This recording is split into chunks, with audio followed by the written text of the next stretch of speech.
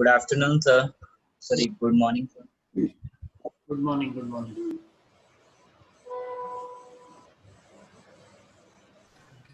Good morning, sir. Good morning. Good morning, sir. Good morning, sir. Good Morning, sir. morning. Good morning.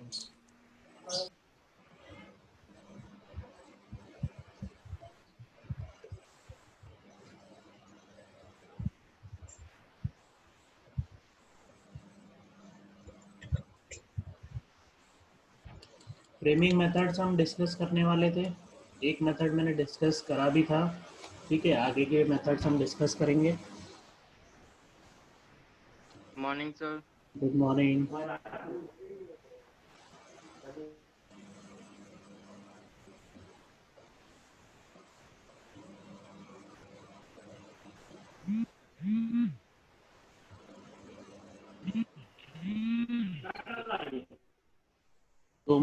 एक minute wait करते हैं। 11:35 पे फिर हम start कर देंगे।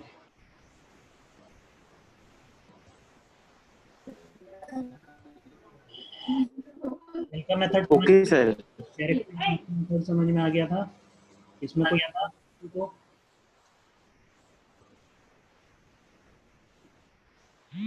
किसी को कुछ डाउट है?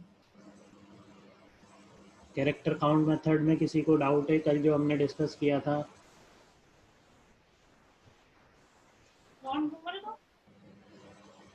सर ये जो बी वाला एग्जाम्पल है ना उसमें है सर।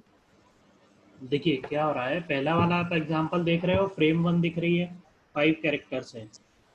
ठीक है, यस सर। तो उसमें यहाँ पे जो पहली वाली बिट है वो क्या बता रहा है, कितने नंबर ऑफ कैरेक्टर्स हैं आपकी फ्रेम में।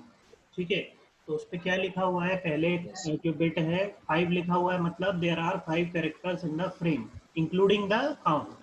5 तो क्या बता रहा है, काउंट बता रहा है, और उस काउंट को भी वो कंसिडर कर रहा है। अब जब रिसीवर उस फ्रेम को लेगा वो क्या करेगा, पहला चेक करेगा, पहला बिट वो स्टैंडर्ड डिफाइंड है कि पहला बिट जो है वो कैरेक्टर काउंट बताएगा। तो रिसीवर के एंड पे डेटा लिंक लेयर क्या करेगी, चेक करेगी कि यहाँ पे 5 लिखा है, मतलब मेरे मैसेज में 5-1 कैरेक्टर काउंट की बिट हटा के 4 कैरेक्टर होना चाहिए, 4 बिट होना चाहिए। तो 1 2 3 4 को वो एक्सेप्ट कर लेगा। तो यहाँ तक के वो क्या करेगा, इस फ्रेम को एक्सेप्ट कर लेगा। क्लियर है? इसी तरीके से जैसे यस नेक्स्ट वाले में भी 5 लिखा हुआ है, फिर से उसके पास कोई फ्रेम आएगी। देखिए मैसेज तो क्या हो रहा है, फ्रेम ऐसे आती जा रही है। वो तो क्या करता है, जो भी बिट्स उसके पास आ रही है, पहली बिट ली उसने फ्रेम की और अगली 4 बिट उसने मैसेज में कंसीडर कर ली। अब यहाँ पे क्या हो रहा है नेक्स्ट वाले में, देखिए अब यहाँ पे तो ठीक है, सेकंड वाला एग्जांपल हम देखते हैं। यहाँ क्या लिखा है, 7। 7। तो वो क्या सोचेगा कि there are 7 characters in the frame. तो वो क्या करता है, और फ्रेम 2 जबकि हमारी है कौन सी, यहाँ तक वाली, मतलब इधर 9 तक एंड हो रही थी, यहाँ तक 9 तक एंड हो रही थी। ठीक है, ये थी, लेकिन वो कौन सी फ्रेम कंसीडर कर रहा है, यहाँ तक वाली, 0 तक वाली, क्योंकि उसने पहला कैरेक्टर क्या देखा, 7। तो वो क्या, मेरे पास 6 और डेटा बिट होना चाहिए। म्यूट कर लो सभी लोग। ठीक है, इस केस में वो क्या होगा, जो नेक्स्ट वाली फ्रेम की 2 बिट्स होंगी वो उनको भी मैसेज बिट में काउंट कर लेगा। नेक्स्ट वाली फ्रेम्स की जो बिट होगी वो उसको उसमें काउंट कर लेगा। किसमें, मैसेज बिट में। उसको काउंट कितनी करना चाहिए थी, 4 बिट एक्चुअल में, लेकिन उसने पहली बिट में देखा कि 7 बिट्स है मेरी इस फ्रेम में। तो वो जो उस फ्रेम में 4 बिट्स तो थी वो तो करी उसने, और आगे की 2 बिट और ले ली उसने। आया समझ में? तो यहाँ पे जो 8 काउंट था वो क्या था, यहाँ पे कैरेक्टर काउंट, और यहाँ पे वो कैरेक्टर काउंट ना होते हुए क्या कंसीडर करा गया, डेटा बिट कंसीडर कर लिया गया। ये इसका ड्रॉबैक है इस मेथड का, कि अगर आपका कैरेक्टर काउंट ही चेंज हो जाता है तो वो क्या करेगा, रिसीवर उस काउंट को अलग मान लेगा। वो मानेगा कि मेरी फ्रेम में कितनी बिट्स हैं, कितने कैरेक्टर हैं, 7। तो 7 मतलब 6 जो है डेटा बिट्स है और एक जो है कैरेक्टर काउंट है। तो वो नेक्स्ट 6 बिट्स जो भी होंगी उनको मैसेज कंसिडर कर लेगा। जबकि ये जो हमारा 8 था वो क्या था, कैरेक्टर काउंट था ना कि मैसेज। यहाँ पे ये क्या था, कैरेक्टर काउंट था ना कि मैसेज था। तो एरर होने के कारण क्या हुआ, गलत डेटा रिसीव हो। ठीक है, आया यस समझ सर, में? और फिर लास्ट वाला पूरा डेटा वो हो जाएगा, लॉस्ट हो जाएगा। नहीं, लॉस नहीं होगा, वो भी एक्सेप्ट होगा, उन्होंने आगे एग्जांपल दिया नहीं है इस डायग्राम में। ठीक है, तो वो अब ये वाला जैसे यहाँ तक उसने फ्रेम काउंट करी, अब ये सिंगल वन को कंसीडर करेगा। ये जो वन है यहाँ पे आप ये वन देख रहे हो, अब वो नेक्स्ट फ्रेम के लिए इस वन को कंसीडर करेगा। यस सर, अब मतलब वन मतलब एक ही कैरेक्टर, एक भी कैरेक्टर नहीं है, काउंट कितना है, सिर्फ एक। कैरेक्टर काउंट ही है। फिर अगले को कंसीडर यस करेगा दो। इस तरह से वो सारी आगे की सारी गलत फ्रेम्स ही कंसीडर करता रहेगा। ठीक है, तो यहाँ क्या लिखा है, the yes sir, disadvantage is that if the count is garbled by transmission error, the destination lose synchronization and will be unable to locate the start of the next frame. अब वो फ्रेम, अगली frame पता ही नहीं कर पाएगा कौन सी frame है कौन सी फ्रेम नहीं। आया समझ में character count method? Yes sir. Yes sir, आ गया। सर सर जो वन कैरेक्टर लिखा है ए में, उसका क्या मतलब है सर? कहाँ पे? ए में कहाँ लिखा सर है? ए सबसे लास्ट में वन कैरेक्टर जो लिखा है ना उसने, थ्री के ऊपर सबसे लास्ट में सर इधर। वन कैरेक्टर, हाँ वो ये। उसका मैसेज का एक कैरेक्टर मतलब ये है, कैरेक्टर काउंट इतने हैं और ये उनका एक कैरेक्टर है। थ्री जो है it is one of the character. Total character कितने हैं? जैसे पहला वाला देखो 5 लिखा है, टोटल कैरेक्टर मतलब फ्रेम में 5 है। कैरेक्टर काउंट बता रहा है वो नंबर 5, देयर आर 5 कैरेक्टर्स। ठीक है, तो जो वन ओके। कैरेक्टर पे एरो दिया हुआ है, तो वो 3 पे एरो दिया है कि 3 is one of the character. ठीक है, ये तो ओके एग्जांपल दिया सर। हुआ है। मैसेज कैसा जाता है? मैसेज इस तरह से जाता है, देखो 1 1 0 1 1 1 0, क्योंकि मशीन लैंग्वेज में मैसेज जाएगा, वो उन्होंने कैरेक्टर की तरह फॉर्मेट में दिया। अब क्या होगा, यहाँ पे ये 3 बिट गए, तो टोटल बिट कितने हैं? 4 मैसेज के। इस तरह से भी जा सकता है मैसेज, उस तरह। अभी जैसे हम आगे और एग्जांपल देखते हैं, उसमें और डिफरेंट दिखेगा आपको। Okay sir. ठीक है, तो जैसे अब नेक्स्ट, अब इसमें ड्रॉबैक था, अब नेक्स्ट मैसेज में हम क्या करते हैं, अब जैसे पिछले वाले में हमने फ्रेम की स्टार्टिंग और एंडिंग के लिए अलग से कुछ भी डिसाइड नहीं किया था, तो ये इसका ड्रॉबैक बन गया था। अब हम क्या करते हैं, कैरेक्टर स्टफिंग करके एक मेथड होता है, उसमें हम क्या करते हैं, हर फ्रेम के आगे पीछे, हर फ्रेम के आगे पीछे क्या करते हैं कि स्टार्टिंग और एंडिंग डिलिमिटर लगाते हैं। जैसे in the second method, each frame starts with ASCII character sequence DLE-STX and ends with the sequence DLE-ATX. DLE stands for data link escape and STX means start of text and ETX is end of text. ठीक है, तो this method overcomes the drawback of character count method. ठीक है, तो अगर कहीं पे जैसे एग्जांपल में दिखाता हूँ, सबसे पहला, आप पहला मैसेज देखिए, सबसे पहला उसमें क्या दिख रहा है आपको, यहाँ पे एक DLE है, एक STX है, और बीच में डेटा है हमारा, जो भी डेटा है, और लास्ट में DLE और ETX है। तो क्या करेगा, जब भी मैसेज जाएगा, एक फ्रेम हो गई, ये वाली पूरी कितनी है, ये फ्रेम 1 है। ठीक है, हर फ्रेम के आगे आपने क्या लगा दिया, DLE STX और DLE ETX, start of text और एंड ऑफ टेक्स्ट। और DLE तो डेटा लिंक एस्केप डेटा, बस यहाँ से आपको डेटा लेना है, यहाँ से आपको डेटा लेना है, ये स्टार्ट ऑफ टेक्स्ट है, इसको भी इग्नोर करना है, और इसको यहाँ से कंसीडर करना है डेटा को।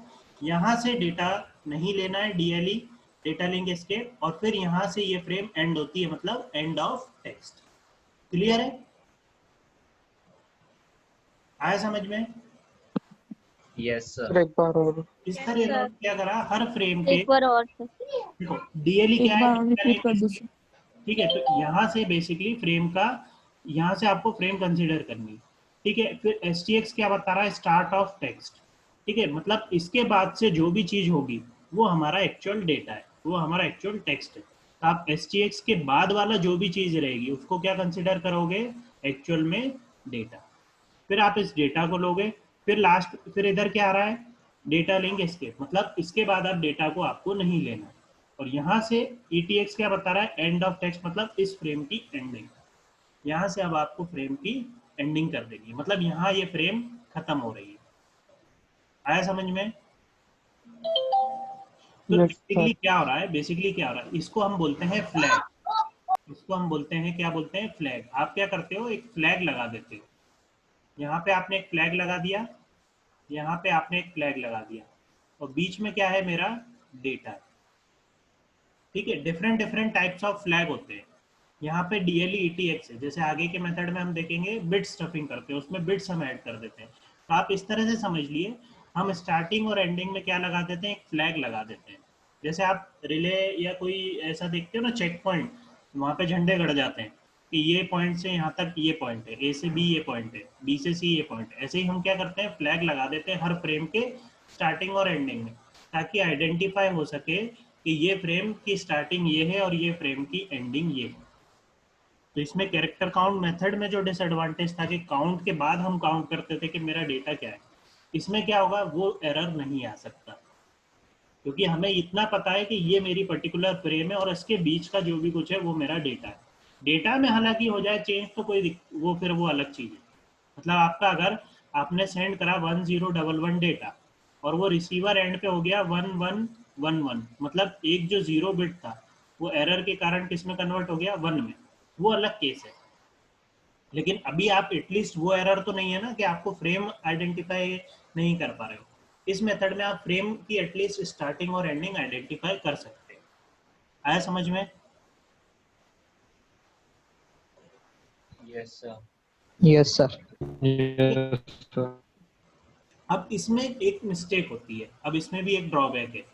ठीक है, इसमें क्या ड्रॉबैक है कि आपका मैसेज में ही अगर डीएलई प्रेजेंट है, जो कीवर्ड आप यूज कर रहे हो स्टार्टिंग और एंडिंग के लिए, अगर वही कीवर्ड बन जाता है तो क्या होगा, अब देखो वो क्या करेगा, डीएलई मैसेज देखेगा, एसटीएक्स देखेगा, मतलब यहाँ से डेटा स्टार्ट हो रहा है तो ए और बी को कंसिडर करेगा, और फिर डीएलई देखेगा।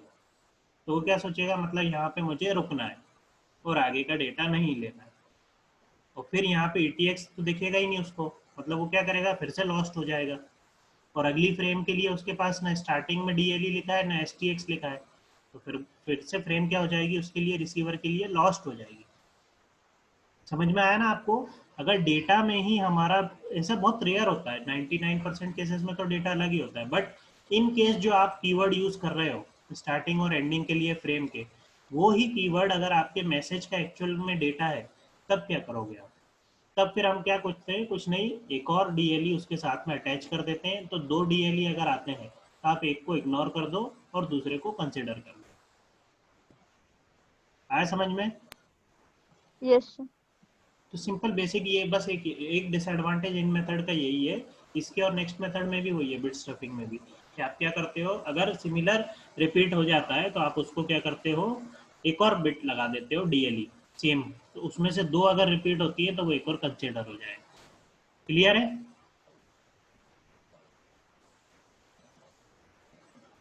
ठीक है। इस यस मेथड सर। में क्या करता है, the sender data link layer inserts an ASCII DLE character just before the DLE character in the data. ठीक है, receiver's data link layer remove this DLE before the data is given to the network. आया समझ में? तो इसमें कुछ नहीं है, हम क्या करते हैं, जो भी हमारा डेटा है पहले उसमें क्या करते हैं, डीएलई एसटीएक्स और डीएलई ईटीएक्स लगाते हैं स्टार्टिंग एंड एंडिंग, और बीच का जो भी डेटा रहता है वो रिसीवर उसको एक्सेप्ट कर लेता है। इन केस अगर क्या होता है, अगर डेटा में ही हमारा डीएलई आ रहा है, जो भी आप स्टफिंग यूज कर रहे हो, जरूरी नहीं है डीएलई यूज की जाए, तो कहीं जगह आपको हो सकता है कोई एप्लीकेशन दूसरा कुछ यूज करे। कहने का मतलब यही है, कोई भी आप स्टार्टिंग और एंडिंग में कोई भी कैरेक्टर स्टफिंग करो। स्टफिंग मतलब आप समझते हैं ना, हम किसी चीज में कोई चीज इंसर्ट कर रहे हैं, तो हमने क्या करा, हमारे डेटा के साथ में कुछ कैरेक्टर्स स्टफ कर दिए, ऐड कर दिए, है ना, ताकि क्या कर सके, हम फ्रेम को इंडिविजुअली आइडेंटिफाई कर सकें। बट कभी ऐसा हो सकता है बाय चांस कि उसमें मैसेज में ही आपका कैरेक्टर आ जाए। जैसे आपने देखा होगा, आपने सी प्रोग्रामिंग की होगी या जावा प्रोग्रामिंग, तो उसमें कुछ कीवर्ड्स ऑलरेडी डिफाइंड होते हैं, आप उनको यूज नहीं कर सकते, होते हैं ना, यस सर। है ना? तो वैसा ही क्या होता है, एप्लीकेशन ने, उनने क्या कर लिया, उस एप्लीकेशन ने अपने को, अपने डेटा में उन कीवर्ड्स को नहीं आप इंसर्ट कर सकते। तो ऐसा कुछ एप्लीकेशन करती हैं, कुछ नहीं कर सकती। अब जहाँ नहीं करती हैं उसमें क्या होता है, कीवर्ड्स ही डेटा का पार्ट हो जाते हैं, तो उस केस में फिर हम क्या करते हैं, अगेन उसको रिपीट कर लेते हैं। बस इतना ही है ये कैरेक्टर स्टफिंग में। ठीक है, ठीक है। नेक्स्ट आता है हमारा बिट स्टफिंग। यहाँ पे थोड़ा सा मैंने करेक्ट करना भूल गया, यहाँ पे आएगा बिट स्टफिंग आएगा यहाँ, ठीक है।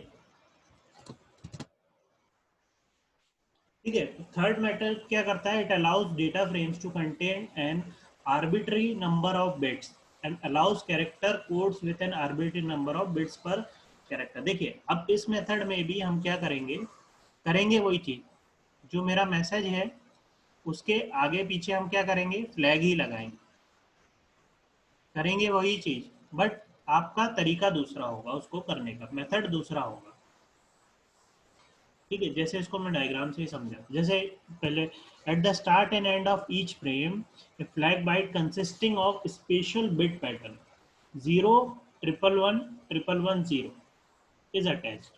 When the sender's data link layer encounters 5 consecutive ones in the data, it automatically stuffs a 0 bit into the outgoing bit stream. This technique is called bit stuffing.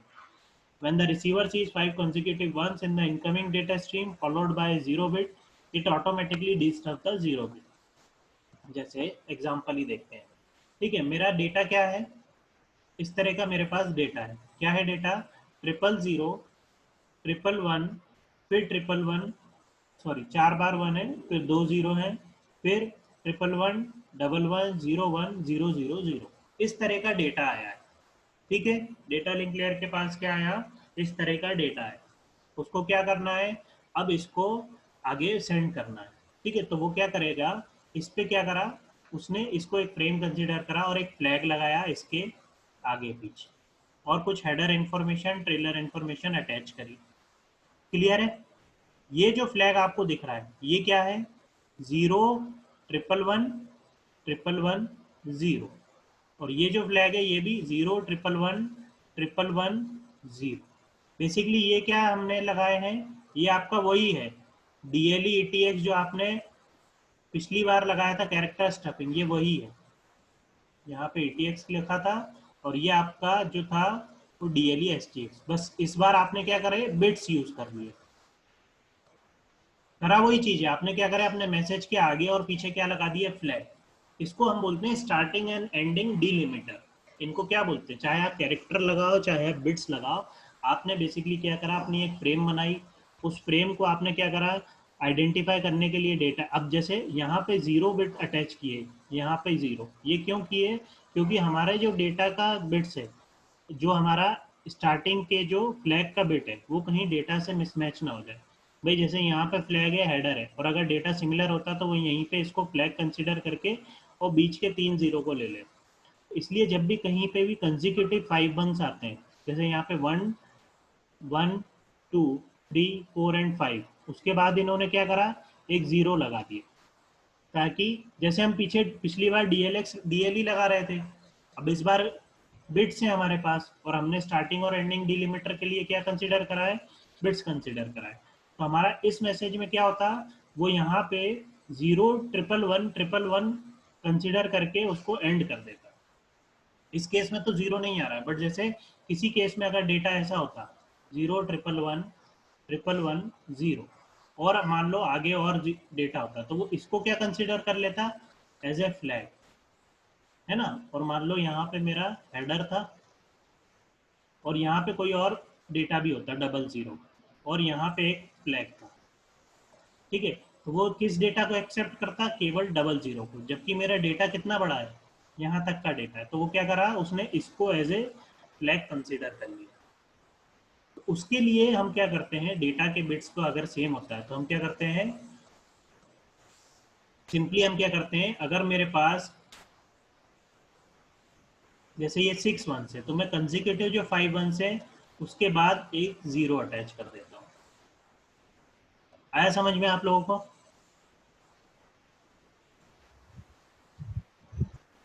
समझ में आया सभी को, यस सर। No sir. है ना। तो basically और receiver फिर क्या करता है, इस डेटा को रिसीव करेगा, ठीक है। वो अपने एंड पे फिर क्या करेगा, हर कंजिक्यूटिव 5 1s के बाद जो 0 लगा है उसको डिस्कार्ड कर देगा। तो ये वाला 0 वो डिस्कार्ड कर देगा, फिर ये वाला 0 वो डिस्कार्ड कर देगा, और एक्चुअल में जो ओरिजिनल मैसेज होगा उसके पास पहुंच जाएगा। अगर बिट्स में कोई चेंज नहीं हुआ है, डेटा बिट्स में कोई एरर नहीं हुआ है, तो ये हम आइडियल केस की बात कर रहे हैं कि जिसमें डेटा बिट्स में चेंज नहीं हो रहा है। हमारा मेथड बिल्कुल जो हम मेथड यूज कर रहे हैं वो प्रॉपर पहुंच रहा है। एक्चुअल कंडीशन तो बहुत डिफरेंट होती है। ये अभी हम आइडियल कंडीशन देख रहे हैं। एक्चुअल कंडीशन में क्या होता है, आप भेजते हो 001 तो कई बार 0101 पहुंच गया, कई बार 111 पहुंच गया, कई बार 000 पहुंच गया। तो एक्चुअल कंडीशन तो अलग है। अभी हम डेटा की बात नहीं कर रहे हैं। डेटा हम मान के चल रहे हैं अभी सही पहुंच रहा है, और फिर अगर डेटा सही पहुंचता है तो क्या कर देगा, जो 5 वंस के बाद जो जीरो था उसको डिस्कार्ड कर देगा। आया समझ में?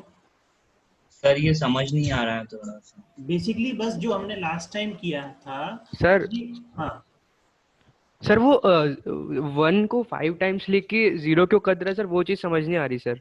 देखिए क्या करा यस आपने। सर वही। पिछली बार आपने डीएलई एसटीएक्स और डीएलई ईटीएक्स डिसाइड करा था फ्लैग। इस बार यस हमने सर। फ्लैग को क्या डिसाइड करा है, 0111110। आप इसको कुछ मत कंसीडर करो, आप इसको एज ए फ्लैग कंसीडर करो जो आप अपनी फ्रेम के स्टार्टिंग और एंडिंग में लगाओगे। क्लियर है? Okay sir. ठीक है। Yes sir. अब आपका डेटा एक्चुअल में क्या है, ये वाला डेटा है, इतना बड़ा डेटा है, इससे भी बड़े बड़े डेटा होते हैं। ठीक है। डेटा क्या बोलता है, 000, 111, फिर 111 और यहाँ पे एक और 1 है। अब मान लीजिए यहाँ पे इस एग्जांपल में उन्होंने दिया नहीं है, तो मान लीजिए आपके डेटा में क्या होता, जैसे मैंने 001111110 इस तरह का मान लो आपका डेटा होता। ठीक है। अभी आपने अपने डेटा के स्टार्टिंग में एक फ्लैग लगाया, फिर हेडर में इंफॉर्मेशन कुछ डालिए, और फिर ये डेटा होता आपका। मैं एक काम करता हूँ, रुको दोबारा से न्यू शेयरिंग करके बताता हूँ।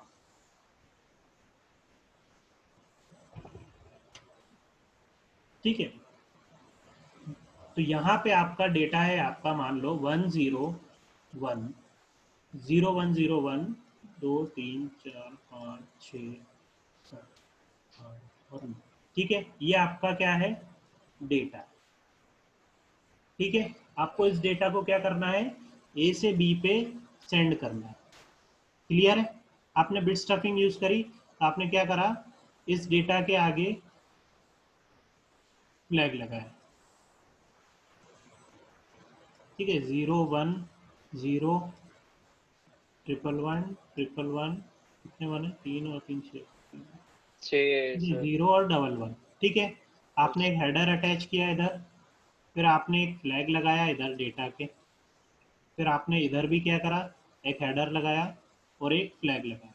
फ्लैग यहाँ पे हमारा क्या है, 0 111 111 0। ये एक स्टैंडर्ड, तो उनने कुछ क्या करे थे, बहुत सारे एक्सपेरिमेंट किए होंगे जिसने भी ये मेथड डिवाइस किया है, उन्होंने बहुत सारे ट्राई किए होंगे। हो सकता है स्टार्टिंग में 0 से ही ट्राई किया हो सकता है उन्होंने 1 लगा के देखा हो फ्लैग, बट फाइनली जब उनने मेथड डिवाइस किया था तो ये एज ए फ्लैग ये वाला उनने फाइनल डिसाइड किया था। अब मान लीजिए मैसेज जाता है। ठीक है। अब मैसेज जाता तो क्या होता, ये फ्लैग चेक होता, हेडर चेक होता, फिर डेटा के बिट्स चेक होते, तो 010 फिर क्या होता, ये वाला जो है आपका, ये वाला पार्ट आप देख रहे हो, 0 111 है, 111 0। तो ये क्या बन रहा है, ये केवल फ्लैग कंसीडर नहीं हो सकता क्या मैसेज का, हो सकता है ना। Yes sir. और ये यस। बाद वाला मैसेज डिस्कार्ड हो सकता है, और डेटा क्या कंसीडर किया जाएगा, केवल 0 और 1।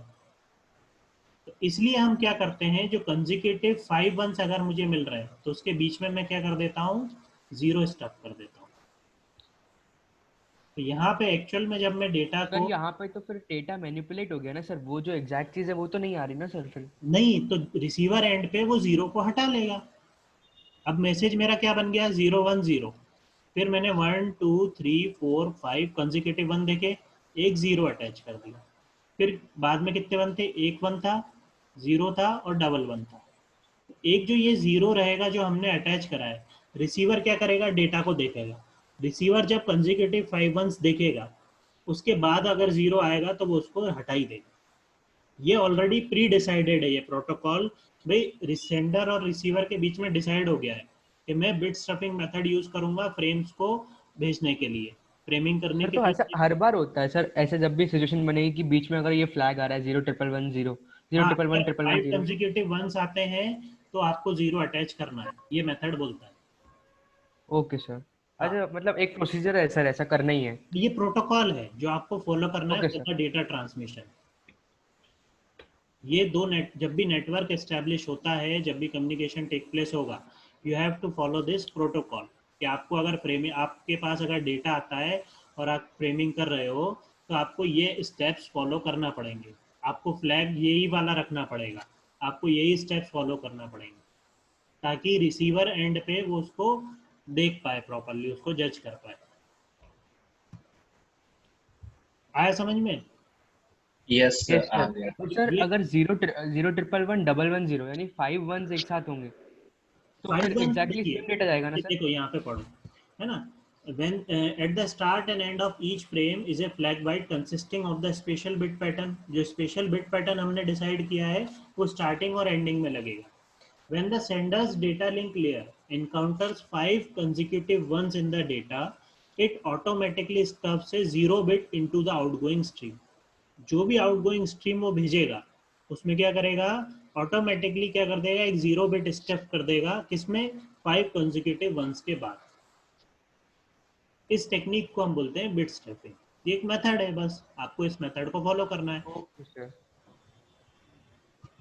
अच्छा सर, सिंपली ये बोले, जनरलाइज करें तो सिर्फ जब भी 5 1 एक साथ दिखे तो उसके बाद एक 0 लगेगा। हाँ ओके सर। हाँ, डेटा में अगर आपके 5 वंस है, जैसे यहाँ पे इन्होंने क्या किया है, ये मेरा एक्चुअल डेटा था 000 111, फिर 111 1। तो यहाँ पे देखो 000 111 यहाँ एक 0 लगा दिया, बाद के 2 1 यहाँ पे है, फिर 00, फिर 111 तो यहाँ पे 111 था, एक 0 था, भले ही बाद में 0 था, लेकिन आपको 5 कंसेक्यूटिव वंस के बाद 0 लगाना है, तो उन्होंने यहाँ पे 0 को अटैच कर दिया है। क्लियर है? Okay sir. यस सर, अब क्यों क्लियर हो किया गया। ऐसा, वो मैंने डायग्राम बना के आपको एक्सप्लेन किया। क्यों किया ऐसा, यस ताकि सर। आपके फ्लैग से मैच ना हो जाए कहीं डेटा के बिट्स। तो उस केस में क्या होगा, डेटा के जो बिट्स हैं वो फ्लैग कंसिडर कर लिए जाएंगे और फ्रेम वहीं पे खत्म कर दी जाएगी, इसलिए। Okay sir. क्लियर है ना? देखिए मशीन है, मशीन तो क्या करेगी, वो देखेगी मुझे तो 2 फ्लैग कंसिडर करना है और उसके बीच के डेटा को लेना है, चाहे कुछ भी हो बीच में। अब वो फ्लैग क्या कर सकती है मशीन, तो क्या है, बिट पैटर्न को आइडेंटिफाई करेगी। वो तो बिट पैटर्न देखेगी, अगर उसको सेम सिमिलर बिट पैटर्न दिख गया फ्लैग का, तो वो स्टार्टिंग और एंडिंग फ्लैग समझ लेगी उसको। भले ही चाहे वो, अब वो मशीन को थोड़ी पता है कि वो डेटा के बिट्स हैं कि किसके बिट्स हैं। मशीन तो केवल फ्लैग पैटर्न चेक करेगी ना। समझ रहे हो ना आप बात को? Yes sir. तो इसके इसलिए ये तो हमें ह्यूमन मेथड ये हमने डिवाइस करा है कि मशीन उसको आइडेंटिफाई ना कर पाए एज ए फ्लैग, तो वो फिर हमने अपने एंड पे करा है। क्लियर है? Okay sir. ठीक। यस ये सर। मेथड समझ में आए आपको तीनों? Yes, yes sir. Sir. Yes ठीक। एक फिजिकल कोडिंग वायलेशन भी होता है, वो आज तक कभी ऐसा पूछा नहीं गया, इसलिए मैंने उसको डिस्कस नहीं करा है। ठीक है, तो आप चाहें तो ये 3 मेथड्स ही लिख सकते हैं। ठीक है, और भी डिफरेंट मेथड्स भी आपको मिल जाएंगे, बट ये 3 जो है ज़्यादा कॉमनली यूज्ड होते हैं, और अगर क्वेश्चन आते हैं तो इन्हीं पे आते हैं। क्लियर है? अब आगे बढ़ने से पहले अभी हम, एक तो ये तो रही हमारी फ्रेमिंग की बात। This was one of the function of the data link layer, कि वो फ्रेमिंग करता है। फ्रेमिंग किस तरह से करता है ये हमने देख लिया। फिक्स साइज और वेरिएबल साइज फ्रेमिंग होती है, हमने देखी थी। क्या होता है उसमें, या तो पिछली वाली पीपीटी में था वो, तो उसमें क्या होता है कि हमारे या तो फिर पहले से फ्रेम साइज डिसाइड कर लिया था हमने कि इतनी फ्रेम रखनी है आपको भेजने के पहले डेटा को, पर उसमें ड्रॉबैक क्या हो रहा था कि अगर मेरी फ्रेम साइज कम है, मतलब डेटा कम है, तो फ्रेम साइज अगर बड़ी है तो एक्स्ट्रा जो स्पेस है वो वेस्ट होगी। इसलिए फिर हम वेरिएबल साइज फ्रेमिंग करी। जैसे फिर हम फ्रेमिंग के लिए हमने देखे 3 मेथड। कौन कौन से, कैरेक्टर काउंट देखा हमने, जिसमें कैरेक्टर अटैच करते हैं हम फ्रेम के आगे। डिसएडवांटेज क्या था इसमें, अगर कैरेक्टर काउंट ही चेंज हो गया तो हम आइडेंटिफाई नहीं कर पाएंगे। नेक्स्ट हमने देखा कैरेक्टर स्टफिंग, के हम क्या करते हैं, स्टार्टिंग और एंडिंग में कैरेक्टर लगा देते हैं। आप कोई सा भी कैरेक्टर लगा सकते हो। देखो आप क्या कर सकते हो, आप ए लगा दो स्टार्टिंग में और जेड लगा दो एंडिंग के लिए। ये दो रिसीवर और सेंडर और रिसीवर के बीच में म्यूचुअल एग्रीमेंट होकर बनता है मेथड। अब ये एक स्टैंडर्ड मेथड है, जिसमें उन्होंने बहुत सारी रिसर्च की होगी और डिसाइड किया होगा कि मैं DLE ETX और DLE STX हम कैरेक्टर यूज करें। आप चाहो तो अपने फ्रेम के आगे आप A लगा दो और एंडिंग में आप Z लगा दो और रिसीवर को बता दो कि आपको अगर फ्रेम के आगे A दिखता है और लास्ट में Z दिखता है, उसके बीच का ही आपको डेटा लेना है। तो basically that is character stuffing. मैं अगर मेरे डेटा के आगे पीछे लगा देता हूँ 111 और पीछे भी लगा देता हूँ 111, तो वो मेरी बिट स्टफिंग हो गई। लेकिन उस केस में अगर आपका डेटा ऑलरेडी बिट पैटर्न से मैच कर गया, आपको वो क्या हो जाएगी, फ्लैग बाइट कंसिडर हो जाएगी। इसलिए कुछ उन्होंने मेथड्स डिसाइड करे जो कि स्टैंडर्ड मेथड्स हैं, ठीक है। उनको स्टेप्स फॉलो करते हुए हम फ्रेमिंग को करते हैं, स्टैंडर्ड बना दिए है ना। आया समझ में आपको तीनों मेथड्स? Yes sir. सर वो DLE ETX और DLE STX में सर मुझे डाउट था एक। हाँ सर अगर इसमें कोई भी चीज सिमिलर हुई, जैसे अपन ने आखिरी वाले में देखा सर बिट स्टफिंग में से सिमिलर चीज हुई, हाँ, तो सर इसमें क्या सोल्यूशन है फिर उस चीज का इसमें सर? ये था ना DLE, वापस से DLE लिख दिया था। यहाँ पे देखो ना आप, ये जो डेटा था मेरा, ये डेटा में ही DLE था, ठीक है। ओके। इन्होंने क्या करा, यस सर। ये एक्स्ट्रा DLE लगा दिया। रिसीवर क्या करेगा, इस एक्स्ट्रा DLE को अनस्टफ कर देगा। अनस्टफ मतलब डिस्कार्ड कर देगा और फिर एक्चुअल डेटा को एक्सेप्ट कर लेगा। तो सर फिर ये सर मेथड एक ज्यादा और क्वेश्चन रिलायबल था नहीं है उसका। सर? हाँ पूछो। सर उसका एक क्वेश्चन था कि जैसे अपने अगर डेटा में ही 5 टाइम 1 हो और फिर 0 हो, तो वही तो हुआ हमारा लास्ट टाइम, आप देखो ना। जैसे कि जो रिसीवर एंड पे तो अगर 5 टाइम 1 हो फिर बाद में अगर 0 हो तो वो 0 को वो डिस्कार्ड कर देता है, लेकिन अगर अपने देखो मेन देखो डेटा ये में। वाला देखो आप, यहाँ क्या है, 111 है, फिर 11 है Yes. और 0 है डेटा में। हमने यहाँ पे क्या करा, 111 है, 11 है और ये 0 को अटैच कर दिया, ठीक है। Yes. और रिसीवर एंड पे क्या करेगा, रिसीवर बस इस 0 को डिस्कार्ड कर देगा, एक 0 को। Yes, sir. आप सिंपल मेथड समझो, आप पाइथागोरस मेथड है, आप क्या करते हो, A² is equal to B² plus C², आप वैल्यूज पुट करते Yes. हो और सॉल्व करते हो, Yes, sir. मेथड है। ऐसे ही ये मेथड्स हैं जो डिसाइड किए गए, आपको उन मेथड्स को फॉलो करके, स्टेप्स को फॉलो करके एग्जीक्यूट करना है बस। इफ एंड बट्स तो वो ऑलरेडी उस पर टेस्ट कर चुके हैं, जैसे मैंने बताया ना, डिफरेंस उन्होंने देखा होगा कि अरे ये वाले बिट में ये बिट पैटर्न ज़्यादा कॉमन है, अब ये वाला बिट पैटर्न हो सकता है ज़्यादा कॉमन नहीं होगा, तो उन्होंने फ्लैग के लिए यही बिट पैटर्न डिसाइड किया।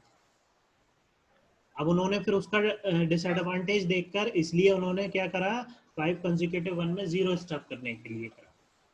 बस रिसीवर एंड पे ये इंफॉर्मेशन होना चाहिए कि उसको अनस्टफिंग कैसे करना है, जो अननेसेसरी डेटा है, जो डेटा का पार्ट नहीं है, वो बिट्स कैसे हटानी है, वो रिसीवर एंड पे पता होना चाहिए। इसलिए एक स्टैंडर्ड मेथड डिसाइड किया गया। क्लियर है? Yes, sir. Yes sir. Hmm. Sir ये इसमें अगर फिर मोस्ट रिलायबल मेथड कौन सी होगी सर फिर? क्या, मोस्ट रिलायबल मेथड कौन सी होगी सर, सबसे अच्छी ऐसा कुछ मेथड? नहीं है मोस्ट लेवल, ऐसा कुछ नहीं है।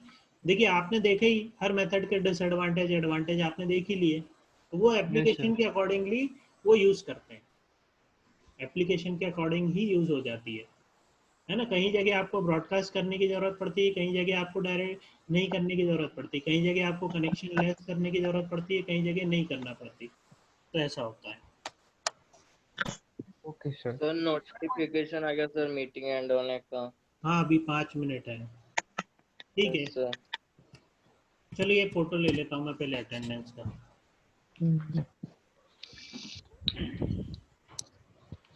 वीडियो ऑन करना पड़ेगा। नेक्स्ट क्लास में हम एरर्स देखेंगे, टाइप्स ऑफ एरर्स, फिर एरर कंट्रोल क्या होता है, क्या क्या फेज होते हैं एरर यस सर। कंट्रोल के, और एरर डिटेक्शन टेक्निक्स। हम एरर कंट्रोल में बेसिकली 2 तरह से होता है, डिटेक्शन और करेक्शन, वो हम देखेंगे नेक्स्ट क्लास में। ठीक है, सभी लोग अपना सर मॉर्निंग नोट का कर लें। किसका नहीं?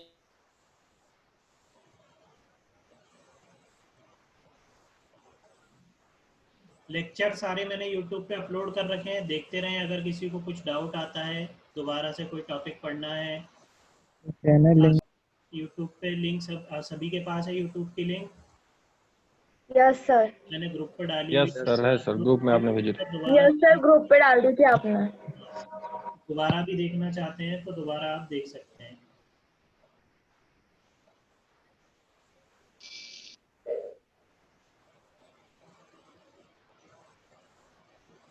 ठीक है, तो नेक्स्ट क्लास में अब हम डिस्कस करेंगे एरर्स, एरर कंट्रोल कैसे करते हैं, और एरर डिटेक्शन की टेक्निक देखेंगे, फिर एरर करेक्टिंग टेक्निक्स देखेंगे, उसके बाद फिर हम फ्लो कंट्रोल देखेंगे। ठीक है, चलिए ओके यस सर। एंड करते हैं मीटिंग, है ना? Thank you, sir bye sir. Bracket से sir. Bye sir. Bye. Thank you sir. Bye, sir. Have a nice day. Bye sir. Thank you, sir.